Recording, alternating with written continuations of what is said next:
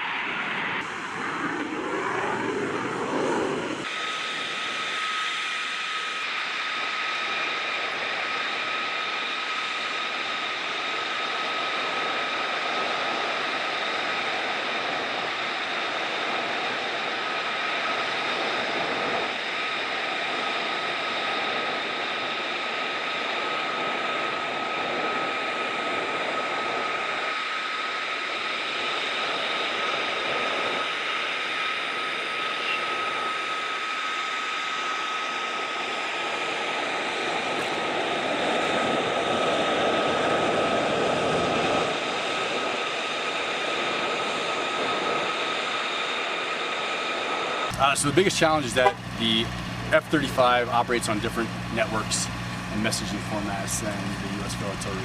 FATEDS, if you're familiar with that, is our fire direction software. So we've had to set up a joint network over Link 16, which is not something that the U.S. Army is particularly experienced at doing at the tactical level. You normally see that in ADA units.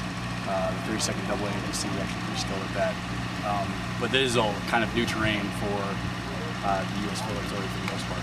It's fairly simple, and what we're testing out is something that's really like 8 years from now, a 2028 concept.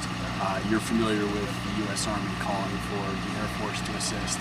In this case, it's the U.S. Air Force calling for the field artillery to assist with joint fires.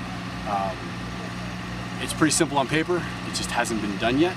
So while the digital messaging exists, it really hasn't been connected seamlessly, at least to my knowledge until now.